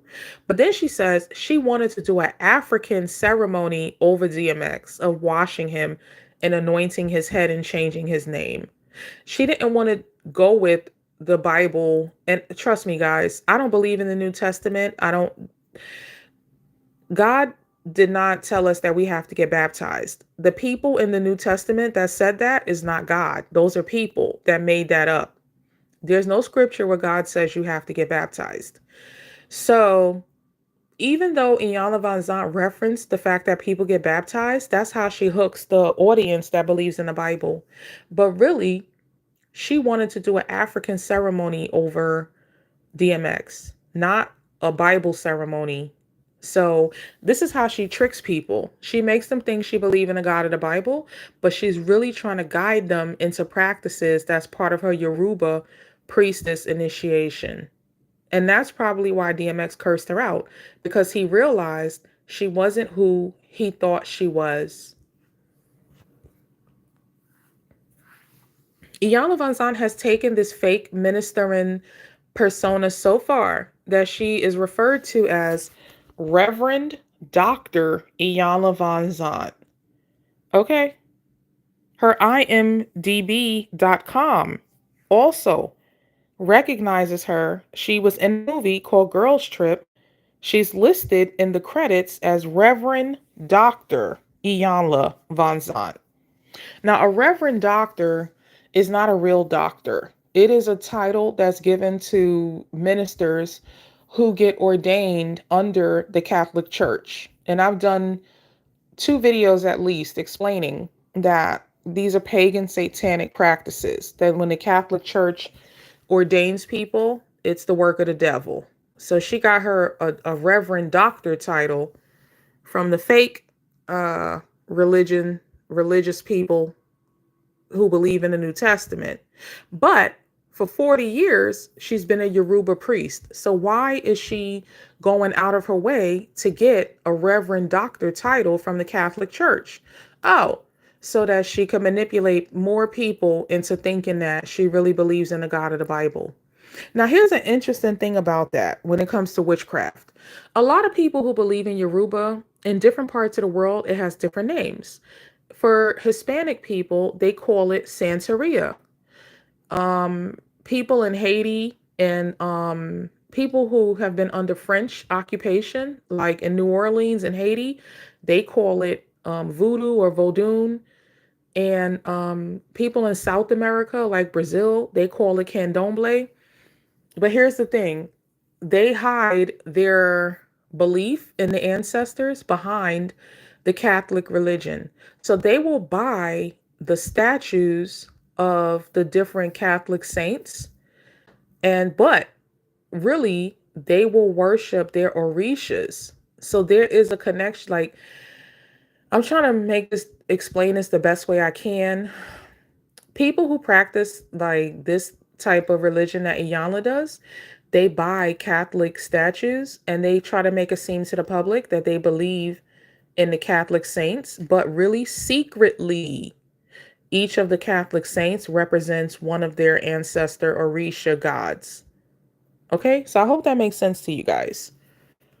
So she believed in African spirituality, but she's working very hard to give the illusion that she believes in Christianity. And people are going for it, and they're not putting two and two together that she's a liar and a fraud. Now, with her Juris Doctorate, which is not a real PhD, it just means that she went to law school for 3 years. It says it's a foundational law degree for aspiring attorneys. Those with Juris Doctor degrees are not called doctor. So the reason why she's calling herself the Reverend Doctor is because she got this type of credential, a fake ministering license from the Catholic Church.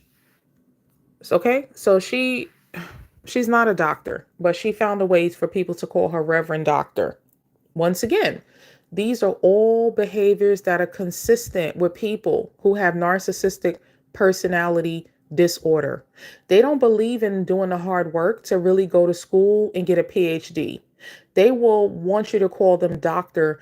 They always want you to look at them as more than what they are. They don't want to work for anything, but they want all of the accolades and the benefits of being something way more than what they are. Like, she wants the benefits of being a therapist without going to school to become a licensed professional therapist. She wants to be called a doctor without going to school to get a doctorate. She wants all of these big accolades and titles without actually doing the work that it takes to acquire them. It says here, why do pastors call themselves doctors when the degree is honorary? It says it is okay to call yourself a doctor as long as the public is aware that it is an honorary doctorate and not one that you went to school for. Okay, so her bachelor's degree in law is called a JD, a Juris Doctor. And then she went and got a bogus Reverend Doctor title from the Catholic Church so she could pass herself off as a Christian. So she have two types of credentials that have the word doctor in it, but she's not a doctor of anything. It's just fake. The initiation of a Yoruban priestess. This is who she really is. It says women who are initiated into the Yoruba faith as priestesses travel to Nigeria to take part in a ceremony that involves prayer, head shaving, animal sacrifice, music, and dance. She talked about in her book, Peace from Broken Pieces, that she and her husband traveled to Nigeria and paid $10,000 to $20,000 each to get initiated. She had already been initiated, so she just went through this all over again when she married her last husband, who wound up divorcing her for someone that they both knew. So all of this Yoruba initiation stuff, it's not saving relationships or marriages. I know two women who initiated themselves and their husbands when they got married, and they both lost their husbands as well as everything that they had. They literally went through what Iyanla went through. They got initiated, lost everything. So I don't understand why people keep doing this. It's obviously not working. When they talk about music and dance, the purpose of the music and dance at the initiation is to get that person to go into a state of like, there's a word like hypnosis that I can't remember. Oh, trance. When they play the music and dance, they go into a trance. And when they go into a trance, that's how they allow the Orisha that chooses them to possess them. So they do this all night ceremony to summon spirits of supposedly ancestors, and whichever one possesses your body is the one that has your head that you then have to build an altar to. That's demon possession. It says orishas are spirits that play a key role in the Yoruba religion, and it's often described as intermediaries between humankind and the supernatural. Yoruba gods and goddesses, their history explained in detail. So people who believe in this believe that these spirits that possess them are gods and goddesses. Okay? And mind you, I wouldn't care if Iyanla was not trying to pass herself off as a Christian minister, talking about she trains coaches and ministers. Why? Why are you doing that? You believe in ancestors. So why are you trying to convince the general public you could train them to become Christian ministers? She's only trying to recruit people into her witchcraft. And she's targeting people who believe in the God of the Bible to then teach them her occult practices and beliefs. Okay? So you can look this up online yourself. She is calling herself Reverend Dr. Iyanla Vanzant. And that's how she's tricking people into teaching them about her African spirituality. Karuchi, she was dating Chris Brown, and then she started acting on a television show called Nails. So that's how Karuchi got her claim to fame. Karuchi's manager says Iyanla fake pretends she's trying to help. This was said on the Angie Martinez radio show back in November of 2017. So you have a bunch of celebrities that have exposed that Iyanla Vanzant is fake. And Iyanla Vanzant said herself, when she was doing DMX Fix My Life, he cursed her out. And obviously she didn't fix his life because he continued to use drugs and do whatever he wanted to do after he met with her. She didn't fix anything. So she met with Karuchi, and even Karuchi's manager says that Iyanla Vanzant is fake. People in the comments said Iyanla triggers people with anger issues intentionally to help pull it out of them. Okay, that's not therapy. Triggering people who you know are mentally ill, who you know have PTSD, who you know have trauma, you don't trigger them. You support them. So if she can't be supportive, it's not fair for her to even discuss the issues at all.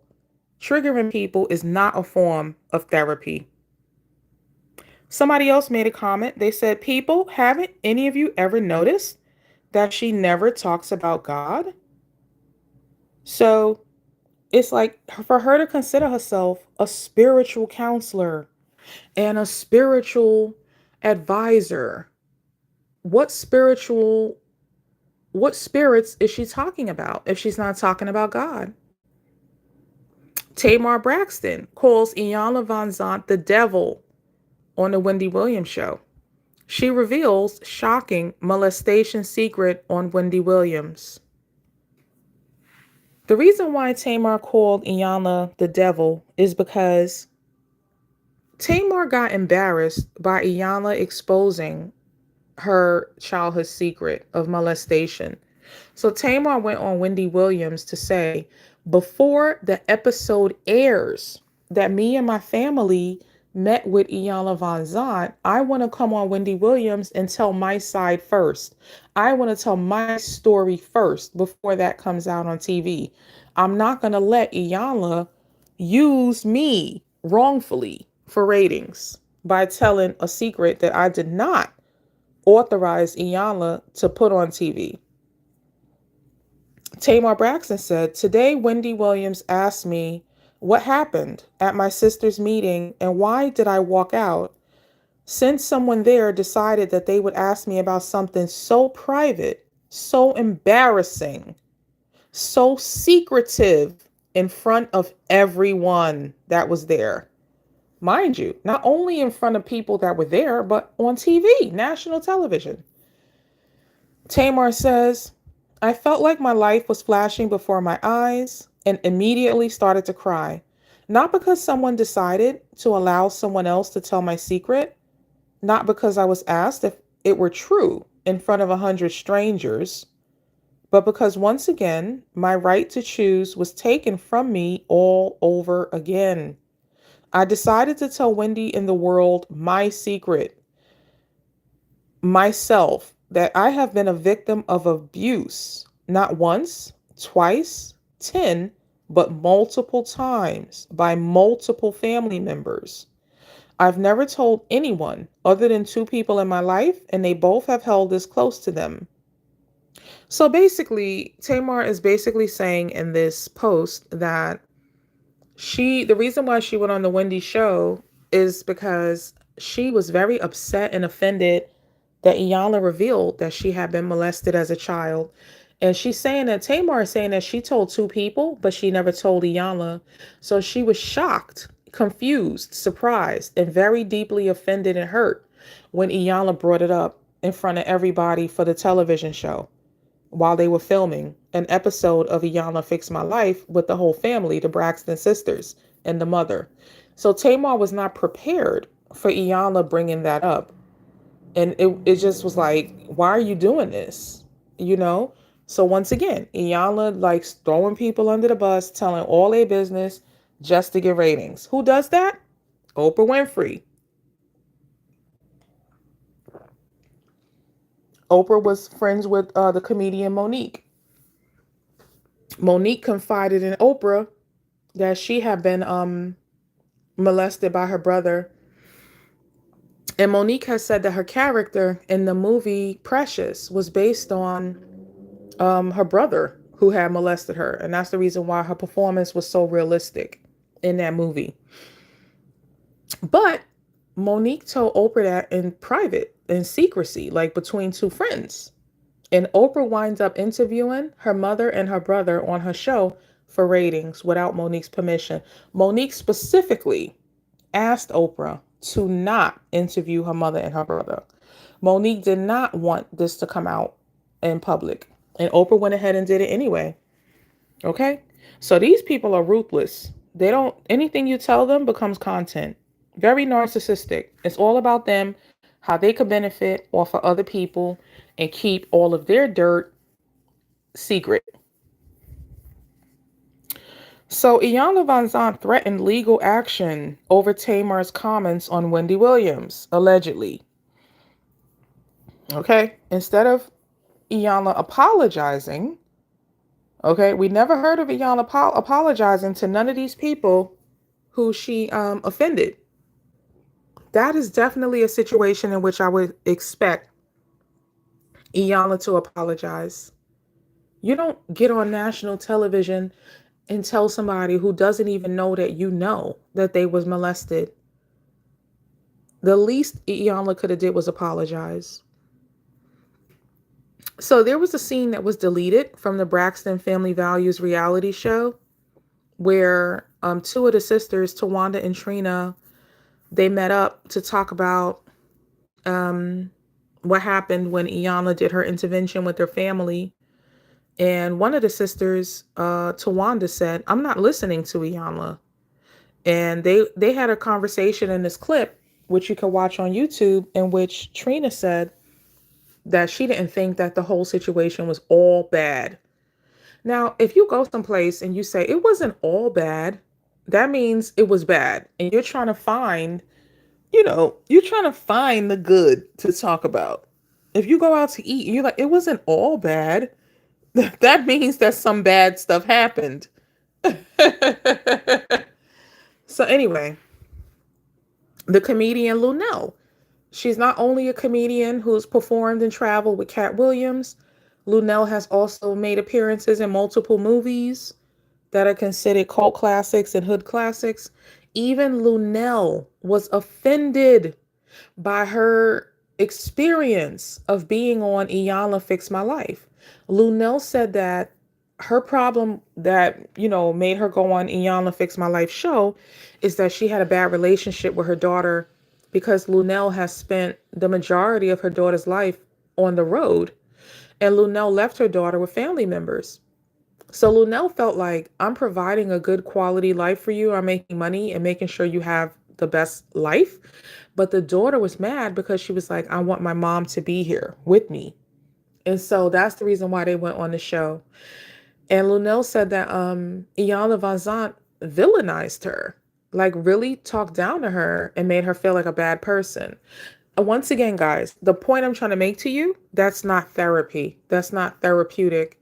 If a mother and daughter come to you and they have issues, they're arguing, they don't have good communication because they have an old, problem that's not resolved, you don't tell either one of them that they're a bad person or a bad mother or a bad daughter. What you do is you acknowledge and validate both of their points of views, and you help them find strategies for how they can now in the present moment develop good communication and a good relationship. You can't fix the past. You cannot change the past. You could say that really happened. And I understand you're very hurt by what happened. And I understand that you did not intentionally hurt the person. You was out working. They felt neglected. Both of y'all have valid points of views. What can we do right now? What can we do now to move forward? That's all you could do. But putting down either person, that's not therapeutic. That's more hurt and pain added to the existing hurt and pain. So Lunel talked about that. And Lunel basically did the same thing that Tamar did. Lunel went and exposed that Iyanla Vanzant had a very nasty spirit about her, the way she goes about her life coaching before the episode came out. So that forced Iyanla to make sure that the episode, Iyanla cut out all the parts that showed her villainizing Lunel. So that way, by the time the episode came out, people told Lunel, oh, they didn't make you look bad. She didn't villainize you. Lunel was talking about her personal, in real life experience with Iyanla. Of course, by the time it came on TV, Iyanla would take all of those parts out so that it wouldn't seem that what Lunel was saying about Iyanla was true. You have two more reality stars here, Shay and Neffy. They each had their own turn on Iyanla Fix My Life, and they did a live together where they talked about how bad Iyanla put them down, verbally abused them, and made them walk off the set. Like, I'm not going to sit here and let you put me down. That is not the definition of therapy. Everybody has a story. Everybody's been through stuff. So the reason why people are behaving badly is because they have unresolved issues. So telling them that they're a bad person and cursing them out and yelling and screaming at them is not fixing anything. You're just triggering them to continue to be a bad person. That's not therapy. So one of the things that Shay said, and Shay has been on reality shows like Flavor of Love and Love and Hip Hop Atlanta. Shay said that Iyanla Vanzant told her that she should leave her boyfriend, and Iyanla Vanzant brought up her father as if he abandoned her. So Iyanla basically tried to tell Shay, oh, you're in a bad relationship. You need to get out of it because you have daddy issues. And Shay said he didn't, that her father did not abandon her. And her father felt some type of way. And Shay had to tell her father, Daddy, we're going to talk. So basically, Iyanla created a fake narrative. Shay was not being abused in her relationship, and Shay had not been abandoned by her father. So the advice that Iyanla was giving her was just pulled out of the sky, out of nowhere, and it was not based on reality. The issue with Shay was that she wasn't getting along with her brothers. That was the real issue. They didn't have good communication. And the brothers were saying Shay got Hollywood and she got a big head. That was the issue. But because Iyanla is not a qualified, licensed, professional therapist, she was not able to pick up on what the real issue was and get to the bottom of it. So she had to make some stuff up that she thought up off the top of her head. Iyanla projected her personal unresolved issues onto Shay. Iyanla is the one who was abandoned by her parents and went to go live with her relatives. Iyanla is the one who was in an abusive relationship with her first husband. Iyanla is the one who was left by her second husband. So she's projecting her own trauma onto the guests on her show, even when what she's putting on them is not their story. So she's not even listening to what the problem is. The problem was between Shay and her brothers, not between Shay and her boyfriend or Shay and her father. Neffy goes on to explain how Iyanla did her dirty. Neffy said, let me tell you what people don't understand. Neffy says, Neffy is the singer Keisha Cole's sister. So Neffy kind of came to fame because she was in Keisha Cole's reality show. And Neffy got a spinoff show, I think. I'm not sure. Neffy was shown on reality TV with her husband and children. So after that ended, Neffy went on Iyanla Fix My Life because her and her husband were not getting along. Iyanla catered to the husband. Neffy felt like the husband should get a job. Neffy said, I got to get a little bit of fame from being on my sister Keisha Cole's show. Neffy says she worked a real job. Neffy says she was working as a toll collector. When people, when you drive your car across certain bridges, you have to pay a toll. Neffy was working as a toll collector after she was on Keisha Cole's reality show. So Neffy was telling Iyanla, I go to work a normal job every single day. And she wanted her husband to do the same thing.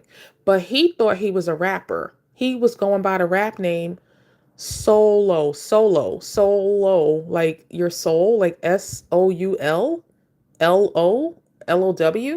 Anyway, so he thought he was a rapper. So he went and get a job. Now, in my opinion, Neffy had every right to be mad at her husband. She's saying, if I can get up every day and go get a job, and they had children, why should her husband stay home and take care of the kids and not get a job too? So Iyanla flipped it on Neffy and said that the husband was being abused by Neffy. So this is one of the most famous moments in Iyanla Vanzant's show. The history of Iyanla Vanzant Fix My Life show. She called Neffy a gutter snipe. That's like one of the most famous moments from Iyanla Fix My Life.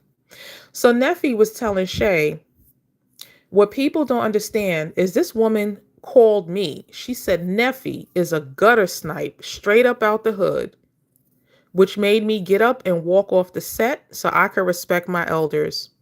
So Neffy chose to get up and walk away rather than curse Iyanla Vanzant out.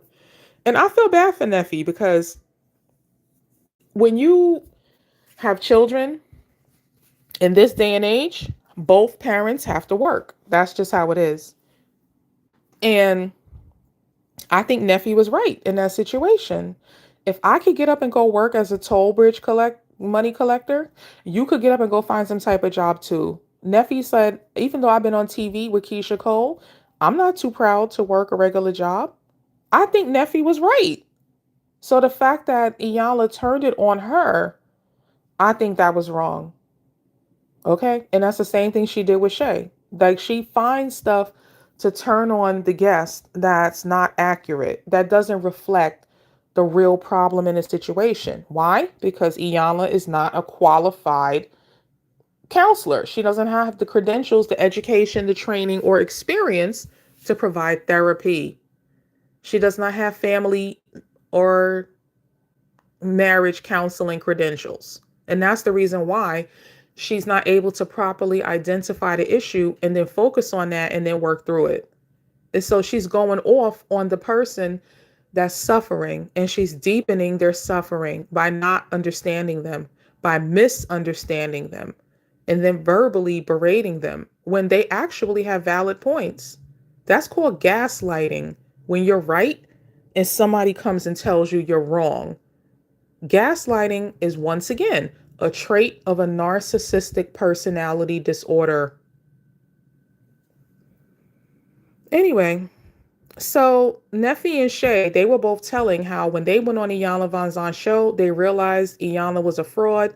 She was completely not listening to them, misunderstanding them, not validating their side of the story, and then verbally attacking them to the point where they both had to get up and walk away. So Shay wind up saying that as a family, her and her family wind up going to a real therapist. Okay. And they were able to come together. So, they were able to recognize Iyanla was not qualified to deal with their issues. And they wind up going to get real therapy and real counseling. Evelyn Lozada was on Iyanla Fix My Life. This was 11 years ago. The crazy thing was, Evelyn Lozada, she was on the Basketball Wives franchise. I think she still is. Anyway, Evelyn was always getting into fights with people and throwing stuff at people and just acting crazy. So Iyanla met with her and her mom and her daughter for the show, Iyanla Fix My Life. And she basically talked to Evelyn about the fact that she has bad behavior on TV. Here's the thing. After Iyanla supposedly fixed Evelyn's life, Evelyn, like very shortly after her appearance on Iyanla Fix My Life, Evelyn got beat up by her husband and he headbutted her. She had a big bloody cut on her forehead and had to go to the hospital and get stitches. And then her and her husband divorced. So how did Iyanla fix her life? If she, right after appearing on Iyanla's show, became a victim of domestic violence and then became divorced? Once again, how did Iyanla fix her life? Iyanla did a Fix My Life Celebrity Ex-Spouse edition with Sheree from The Real Housewives of Atlanta, who was married to this guy named Bob, who was an NFL player. He was retired by the time Sheree went on Fix My Life. Sheree was saying that the husband, that at that point, they were divorced. So it wasn't her husband. The problem was he was refusing to co-parent and he was refusing to cooperate with Sheree. He was basically sabotaging everything that Sheree had going on, like he had a grudge against her. So Sheree was trying to explain all of this stuff to Iyanla. Iyanla did the same thing to Sheree that she did to Nephi. Iyanla kind of leaned more towards the man, the husband side, and basically said that Sheree needed to be more understanding. Once again, you're gaslighting the victim of the situation. 10 years later, because when this episode aired of Iyanla Fix My Life with Sheree and Bob was in 2013. 10 years later, in 2023, Real Housewives of Atlanta Sheree Whitfield's ex-husband, Bob Whitfield, drops bombshell and introduces secret daughter. The 51-year-old former NFL player revealed that he had another daughter that Sheree did not know about. Sheree asked him to introduce her, and he said her name was Candace and that she was his daughter. Before we got married, Bob said he had 2 kids, Sheree said. We then had 2 more kids, so 26 years later, come to find out he has 3 kids. So if Iyanla fixed their life 10 years ago, why is Sheree just now finding out that the man who she was married to and had 2 children with had a secret kid? More proof. Iyanla is not fixing nobody's life. Sheree Whitfield's ex-husband, Bob Whitfield, dropped a massive bombshell. Sheree had said that he had been an abusive partner, that he was doing infidelity, meaning sleeping around on her, that he was not paying child support for her 2 kids with him, and he had done everything to make Sheree Whitfield's life hell. Now, this was said in August of 2023, just a couple of months ago. So if they appeared on Iyanla Fix My Life 10 years ago in 2013, why is Sheree still saying all of these things 10 years later in 2023? Nothing was fixed. There was a young lady who was not a celebrity who was on Iyanla Fix My Life called Kamaya. This young lady was probably like a teenager, like 16, 18, very, very young lady. And they told her in order to be on the show, Iyanla Fix My Life, that she would have to spend the night at a house that the production had rented for the show. The girl said, I will come for filming, but I don't want to spend the night in this house. And I saw that episode. That young lady was very much like she was not feeling Iyanla's vibe. So she didn't want to spend the night in that house. Who knows what type of Yoruba voodoo or witchcraft Iyanla was doing. But that girl was like, I don't want to sleep here. I will come, for the filming, but I'm not going to sleep here. When Iyanla told her, you have to, like, you don't have a choice, the girl walked away from Iyanla. She went and got her cell phone. She walked away from Iyanla and tried to, like, make a phone call to tell somebody, please come and get me. I don't like this lady. I don't feel comfortable, and I'm not spending the night here. Iyanla followed the girl all over the house. When the girl clearly turned her back to walk away from Iyanla and said, leave me alone, Iyanla followed her all over the place to the point where the girl finally snapped and cursed Iyanla out. Once again, that's not therapy. That's not how you help somebody. You don't know what is the reason why that girl didn't want to spend the night in that house. People have different traumas. Maybe the girl didn't tell you something bad happened to her at somebody else's house, and ever since that day, she never wanted to spend the night in nobody else's house, away from, her own peace and privacy. Who knows what that girl has been through in her life that she don't want to spend the night in a strange house. So for Iyanla to insist, follow the girl all over the house when the girl said, leave me alone, and keep yelling at the girl to the point where the girl cursed her out. And then Iyanla used that as footage. And people were like, oh, that girl is too young to be cursing at Iyanla. No, Iyanla antagonized that poor little girl. Like I said, we don't know what trauma she's been through to where she didn't want to spend the night there. Going back to the Breakfast Club interview, Iyanla have the nerve to say, I don't know if there's demons in the industry. So she basically gaslighting. We all know there's demons in the industry.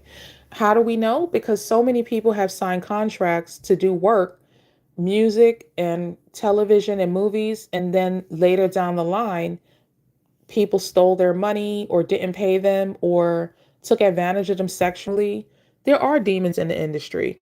So for her to get up on the Breakfast Club just a couple of years ago, like 2 years ago, and say, oh, I don't know that there's demons in the industry. You've been on TV for all these years, more than 10 years, and you don't know that there's demons in the industry? She's a liar because she's one of the demons in the industry.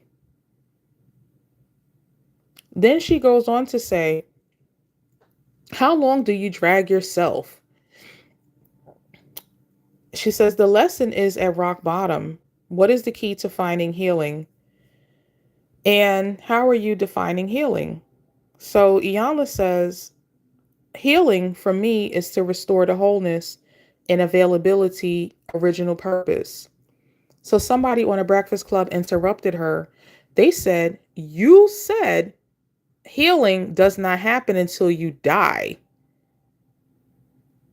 So Iyanla goes, our original purpose is to awaken to our God self, to celebrate life and do what brings us joy. So in her Breakfast Club interview, she had told them, nobody ever heals. At the point that you will heal completely, you will be dead. Like that's the only time you'll be finished with healing is when you're dead. You'll never be healed while you're alive. So later on in the show, when they was talking, she kept using the word healing, healing, healing, healing, healing. So finally, one of them asked her, wait, but earlier in our conversation, you said you don't heal until you die. So what does Iyanla do? Change the subject. Our purpose is to awaken to our God self, to celebrate life and do what brings us joy. Her saying awaken to your God self is a new age occult belief that people are God. That's that spirit, that Yoruba spirit that possessed her, that she believes that she's a Orisha god or goddess. Okay? So when they called her out on her contradictions and her lies, she reverted to her Yoruba religion and completely abandoned how much she talks about healing. In fact, Iyanla Vanzant had did a whole tour off of a saying that she created called Feel, Deal, Heal. It says here, April 15th, 2013, Iyanla Vanzant was on the talk with some relationship advice to help you find love. She said you have to feel, deal, and heal to move forward and find love. Okay? On another date, Inner Light Ministries posted an article called Feel, Deal, Heal. And they were talking about Iyanla Vanzant's program. Okay? Feel, Deal, Heal. So Iyanla Vanzant goes around and uses the word heal and healing. But then when she got on the Breakfast Club, she's been telling people about this healing stuff. It says here since 2013, probably before that, she was using this language on the Oprah Winfrey Show. But just 2 years ago, when she did her interview on the Breakfast Club, she told them, you'll never be healed until you die. So when they said, well, wait a minute, why do you keep talking about healing if you say it's not going to happen? And then she changed the subject. So one of the people that was interviewing her in that Breakfast Club interview, Angela Yee, Angela said, what works for me is having empathy for other people who have done things that I feel like were wrong. So Angela said, instead of me being angry at them, I have more empathy for them because I analyze what they did and it kind of helps me more than anything. That's the method that I've been using when somebody hurts me or upsets me or betrays me or violates me. So Angela Yee is saying to Iyanla that her method of coping with, when people betray her or do her wrong, she tries to think about how she could be empathetic towards that person. Like, what's wrong with them that they would do something to me? So basically, Angela Yee uses the hurt people philosophy. So Angela is saying, okay, you did something wrong to me because you're hurt. You're hurt from something bad that happened to you. So that's how Angela finds sympathy and empathy for people, even if they do her dirty. Here's what Iyanla had to say to Angela Yee. Their psychosocial history don't matter to me. I really don't care why they did what they did. What I look at is how am I going to hold this within myself, because that is the only thing I have. So Angela Yee is talking to Iyanla Vanzant about having empathy for people. And Iyanla Vanzant says, I don't care about them and their psychosocial history. That's the first thing a mental health professional does, is conduct a psychosocial evaluation on each of their clients.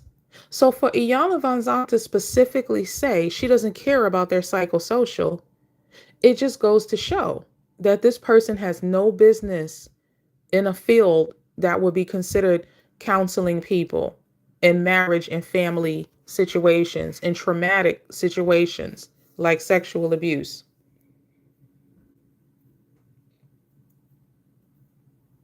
Okay?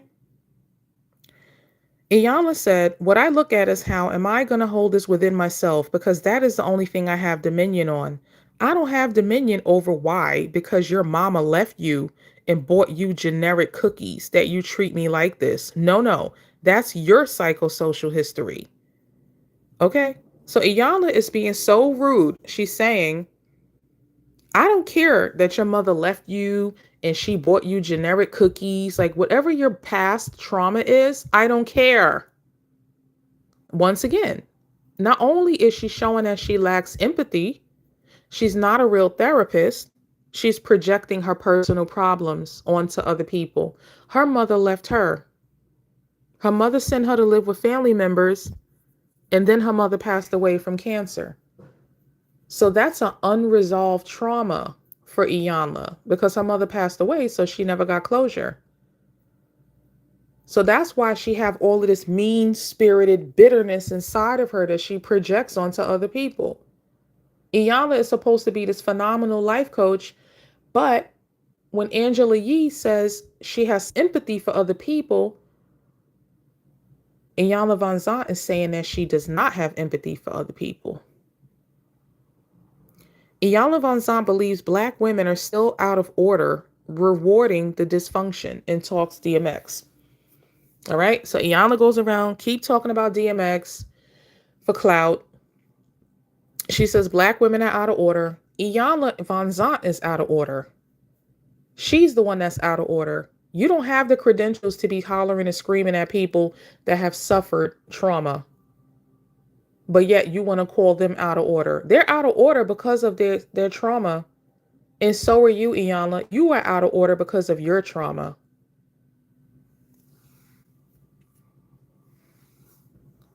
There was a video on YouTube, Iyanla Vanzant, Life, Lies, History, and Truth Exposed, featuring Braxton Family Values. So they went over her history in that video. They said Rhonda Eve Harris, that's her real name. Iyanla Vanzant was not born Iyanla Vanzant. That's just her stage name. She was born in 1953 in Brooklyn, New York. Her parents weren't around, so she was raised by other relatives. And her uncle raped her at the age of 9 years old. And later, she married a very abusive man. So all of the stuff that Iyanla has been through, she's covering it up and masking it by pretending to be a relationship and family therapist, which she's not.